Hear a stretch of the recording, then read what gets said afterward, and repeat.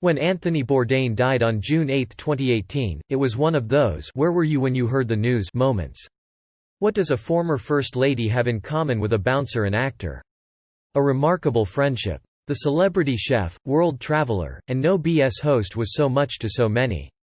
To the food and hospitality industry, Bourdain was the guy who revealed what really goes on behind that fish special of the day and how much abuse staff endure to deliver that picturesque plate of food. To those with a hankering for more than what their neighborhood had to offer, Bourdain showed that travel isn't about taking a selfie at the Eiffel Tower or Colosseum but sticking your fingers in a bowl of curry or slicing a ham leg while surrounded by locals. To men, especially those in the restaurant industry and in Hollywood, he showed the importance of championing women's voices. Mr. T was friends with none other than former First Lady Nany Reagan. And to everyone else, Bourdain showed that even a guy with the coolest job in the world cannot escape the clutches of addiction and mental illness. If you or anyone you know is having suicidal thoughts, please call the National Suicide Prevention Lifeline at 1-800-273-TALK 8255. Anthony Bourdain shot the 12th season of his 5th show in the year before Anthony Bourdain died. He was doing what he did for the majority of his previous 15 years, traveling and eating delicious food. In fact, they were on such good terms that Mr. T was on the invite list to her funeral in 2016. Mr. T first crossed paths with Nany Reagan when the latter approached him for an important task. She was pushing the drug prevention program Americans know today as Just Say No. His travel show career started with a cook's tour on the Food Network, followed by No Reservations and The Layover. She wanted him to get involved in promoting the movement. But, the actor actually stated, their history stretched further even than that. Nany Reagan called on Mr. His most famous show, CNN's Parts Unknown, aired its 12th and final season in 2018. The season premiered with a trip to a place Bourdain had surprisingly never been, Kenya, and was co-hosted by CNN colleague WT to spread holiday cheer. The White House has a lot of big traditions that stretch back decades. And some are simply unique to each presidency. ABC News reports that the Reagans like to have actors come to the White House and dress up as Santa Claus for the holidays. Kamau Bell, who was just happy to be invited. In 1983, Nany Reagan invited Mr. It felt like I won a contest, said the United Shades of America host, according to Variety. Bell wrote in a CNN travel post that he'd hang out with the crew after filming. I was, and still am, in awe of him. It is one thing to be an experienced and gracious world traveler. It is another thing to be a writer who can seemingly easily, humorously, and profoundly sum up the human experience. In a particularly special point in the episode, Bourdain and Bell were hanging out overlooking the savannah, as one does, and the chef shared some perspective about how he feels about his life and career. To be jolly old San Nicolas. Related, it's crazy how much Jackie O's granddaughter resembles the former First Lady. I was one of the wildest Santa Clauses they ever had, Mr. As soon as the cameras turn off, Bourdain said, "If*C King pinch myself. I can't believe I get to do this." Anthony Bourdain went back to his roots in what became the series finale. Bourdain returned to a place he knew well, New York's Lower East Side. Bourdain grew up in New York City and New Jersey, the son of Pierre Bourdain, a salesman who became an executive for Columbia Records, and Gladys, a staff editor at The New York Times, according to The Guardian. Bourdain detested the relative stability of his household, and by the time he was in his 20s, he was going to the Lower East Side to score bags of toilet heroin. You knew you were doing something bad when you bought a product called toilet, and, shot it in your arm, he said in the episode according to Eater. But New York was more than drugs and punk music for Bourdain, although it was certainly both of those things as well. New York is where he became a successful chef, running the top-rated kitchens that inspired his New Yorker essay that went on to become his book, Kitchen Confidential. But for a guy so influenced by New York, the Parts Unknown finale rarely mentioned the host's backstory. T reminisced. Instead, Bourdain spent the episode listening, which is exactly how he wanted it. I had my cut-off sleeves. He always used to say, less me, more B, which meant it's really about listening to the other people tell that story, said the show's producer Sandra Zweig to Eater. Anthony Bourdain continued to overcome addiction. I should have died in my 20s, Bourdain said in a 2016 interview with Biography.com via CNBC. I became successful in my 40s. I had my combat boots on. Nany Reagan fully engaged in the fun approach Mr. I became a dad in my 50s. T took. I feel like I've stolen a car, a really nice car, and I keep looking in the rear view mirror for flashing lights. But there's been nothing yet. After starting with heroin in 1980, Bourdain quit in 1987, moving on to methadone before spending a few years hooked on cocaine. The First Lady at the time hopped onto his lap and kissed his head. The resulting picture is now one of the most famous of the two and really sums up the mutual closeness the two shared. "Mr. I just bottomed out on crack," he told The New Yorker. T remembers and respects, "That was the highlight of my career, to be asked to work with the First Family on such a great cause." Bourdain sank so low that he'd hunt for crack in the carpet in his apartment, only to discover paint chips. It wasn't political because, Mr. T at MRT March 7, 2016 at the age of 94, Nany Reagan passed away from congestive heart failure. Bourdain also experimented with LSD and recalled one of his trips in the 2020 Netflix documentary, Have a Good Trip, Adventures in Psychedelics.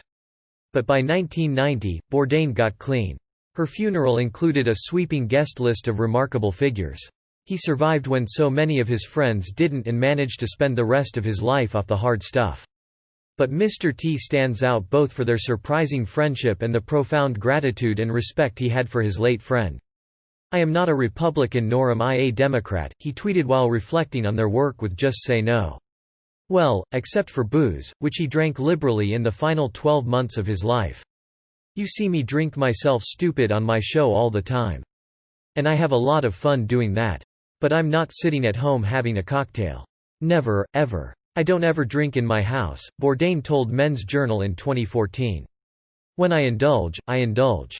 But I don't let it bleed over into the rest of my life." Anthony Bourdain was in love. Bourdain was successful in many respects, but he had trouble holding onto his relationships. His first marriage, to his high school sweetheart Nancy Putkoski, ended in 2005 after 2 decades. 2 years later, he married Ottavia Buscia, an Italian jiu-jitsu fighter, and they had a kid together named Ariane. "But I am just a Christian brother from the hood trying to do some good. I will truly miss First Lady Nany Reagan." He concluded his solemn remembrance, "I will continue her work in trying to keep kids from the dangers of drugs." But according to Online, the marriage couldn't withstand Bourdain's hectic travel schedule, and they split in 2016. While the divorce was never finalized, the two amicably moved on, and Bourdain quickly met someone else who captured his heart. "God bless you, First Lady." Bourdain met Italian actress and filmmaker Asia Argento while filming the Rome episode of Parts Unknown, and they hit it off. When Anthony met Asia, it was instant chemistry, wrote friend Rose McGowan in an open letter following Bourdain's death. Bourdain and Argento started to collaborate, and she directed a season 11 episode in Hong Kong. "I'd love to have her a continuing director," Bourdain told IndieWire shortly before his death. "I just don't think we can afford her. But, my God, I'd love nothing more than to repeat the experience. She made it incredible." Fixer Matt Walsh, who'd worked with Bourdain since 2005, told Vanity Fair the host had changed over the years. "On shoots, he sometimes seemed distracted or grumpy," Walsh said. "But the Hong Kong episode with Argento was different. He and Asia looked really in love," Walsh said. "They really dug each other."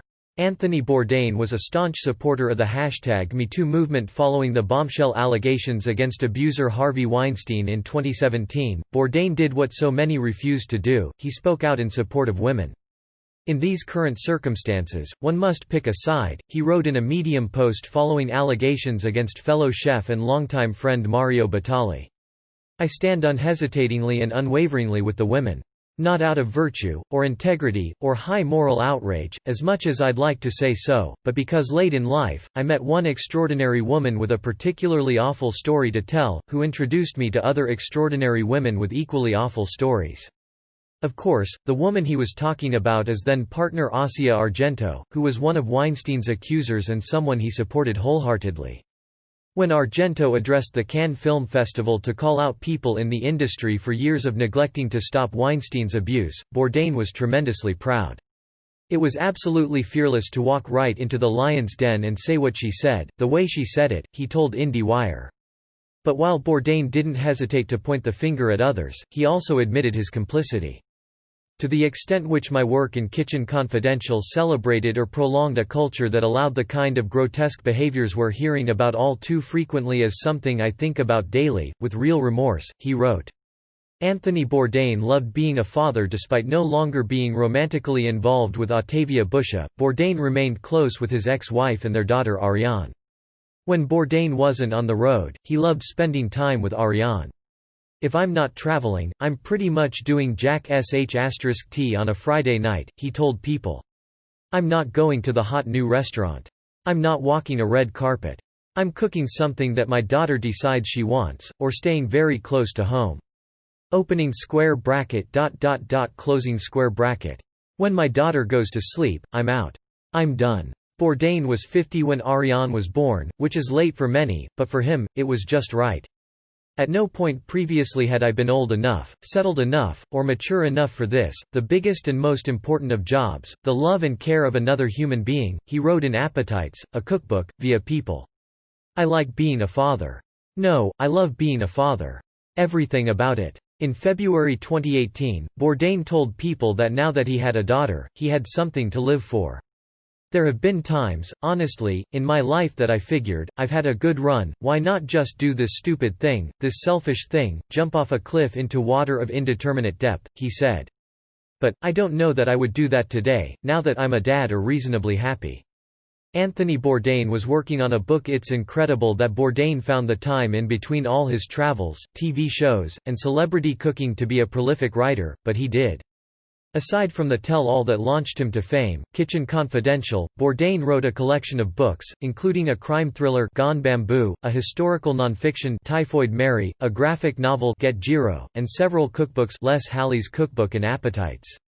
In the last 12 months before he died, Bourdain was working on one final book, co-authored by longtime assistant Laurie Wooliver.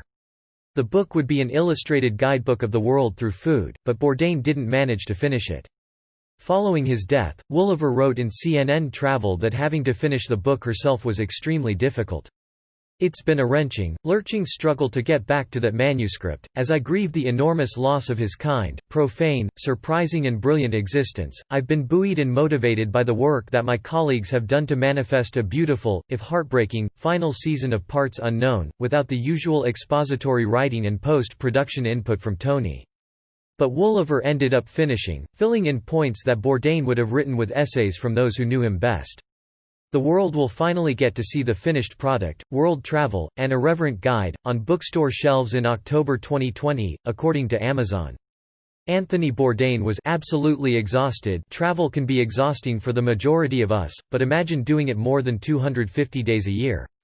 A source told People that all that travel for Parts Unknown left Bourdain absolutely exhausted in the final months of his life. His travel schedule was grueling and he often seemed quite beat up from it, as anyone would be, the source said. He'd put everything into the shoots and then go back to his room to isolate. Bourdain was a perfectionist and left no time for himself when the shooting was finished, the source continued. He pushed himself extremely hard. Most producers and crew don't work on every single episode, it's just too much, especially if you have a family. But that wasn't an option for Tony. In an interview published a month before he died, Bourdain told People he'd considered retiring but ended up retiring the idea instead. "I gave up on that. I've tried. I just think I'm just too nervous, neurotic, driven," he said. "I would have had a different answer a few years ago. I might have deluded myself into thinking that I'd be happy in a hammock or gardening. But no, I'm quite sure I can't. I'm going to pretty much die in the saddle." Anthony Bourdain suffered from depression. To those who knew Bourdain, he was happy and focused on his work. How couldn't he be? He had the best job in the world. But Bourdain did speak about loneliness and depression, including in a 2016 episode of Parts Unknown. "I feel like Quasimodo the Hunchback of Notre Dame. If he stayed in Nice hotel suites with high thread count sheets, that would be me," he said, according to Eater. "I feel kind of like a freak, and I feel very isolated." In that same episode, Bourdain talked about feeling depressed. "I will find myself in an airport, for instance, and I'll order an airport hamburger. Opening square bracket ... Suddenly I look at the hamburger and I find myself in a spiral of depression that can last for days." But Bourdain indicated that he didn't think people would take his feelings seriously because he has the best job in the world. "That guy over there loading sausages onto the grill, that's work," he said. "This is not so bad. It's all right. I'll make it. It's like that with the good stuff too," he added. "I have a couple of happy minutes there where I'm thinking life is pretty good." Following his death, Rose McGowan told Deadline she was aware of her friend's battle with depression and knew he didn't act on it. "I know before Anthony died he reached out for help, and yet he did not take the doctor's advice. Asia Argento cheated, but in the days before Anthony Bourdain died, Asia Argento was photographed holding hands with another man. This sparked outrage online, and Argento was blamed for what happened, but this was all a big misunderstanding. People say I murdered him.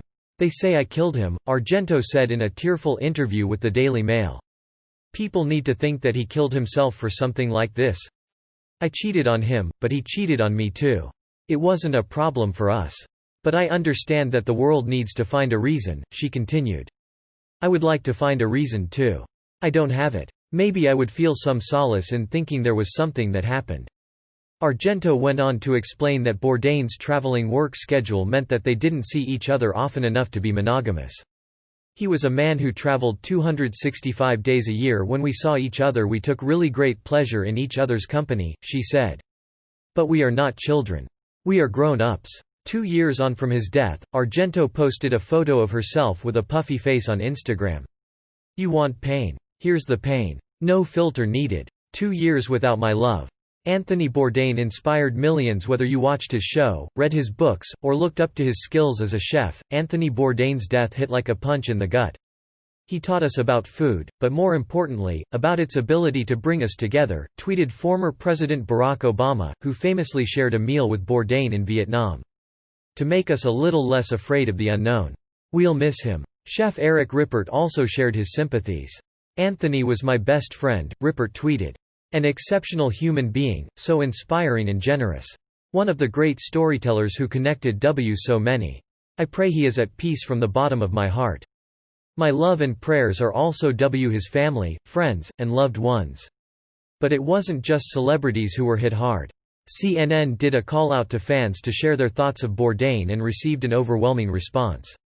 There were waves of emotion. Thousands of notes, comments, and messages of support. "It was beyond what we anticipated," wrote CNN Worldwide's Amy Entelis in the foreword of the 2019 book, Anthony Bourdain, Remembered. The book includes quotes from people around the world, including author Jill Filipovic, filmmaker Ken Burns, hip-hop star Questlove, and chef José Andrés, but the odes didn't stop there. According to Forbes, chefs declared June 25, Bourdain's birthday, to be Bourdain Day in remembrance of their colleague. Anthony Bourdain skipped his last meal on June 8, 2018. Anthony Bourdain was shooting an episode for the 12th season of Parts Unknown in Kaysersberg, a small village in the Alsace region of France. According to the New York Times, Bourdain skipped dinner and went straight to his hotel room. The next morning, when he didn't arrive for breakfast with chef Eric Rippert, the receptionist went to his room and found Bourdain found dead by suicide.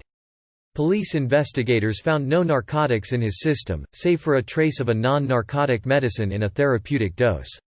Bourdain's body was cremated there in France, and his family held a small ceremony. "He would want as little fuss as possible," said the late chef's mother, Gladys Bourdain. Speaking to Today, Chris Bourdain said the death illuminated how sadly common suicide is and said he thinks his brother would have liked being the poster boy for suicide prevention. "Suicide is something more common than I ever thought. So many people came talking to me, saying my grandmother, mother, father, sister died by suicide," Chris said. "But nobody ever wants to talk about it. It's the elephant in the damn room. Everybody has suicide in their life somewhere. If you or anyone you know is having suicidal thoughts, please call the National Suicide Prevention Lifeline at 1-800-273-TALK 8255.